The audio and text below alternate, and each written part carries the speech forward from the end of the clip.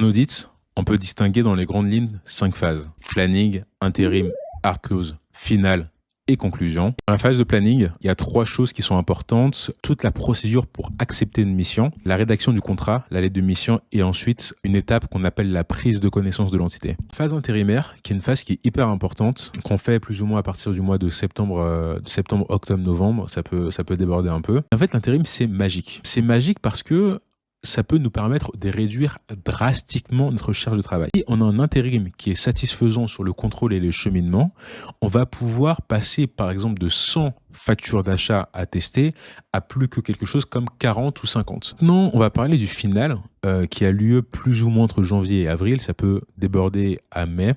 Alors, ce qui se passe lors du final, c'est que tout commence par la réception des comptes, souvent sous format Excel, de la part du client. Donc, il nous envoie 2 documents. Le grand livre.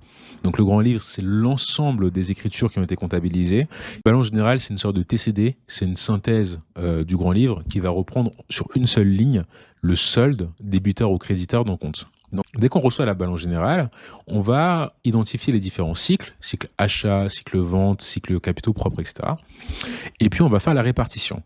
Dernière étape, c'est la partie de conclusion, c'est la partie où vous allez du coup émettre vos rapports, etc. Ce qui se passe, c'est que tout part, on va dire, de l'Assemblée générale.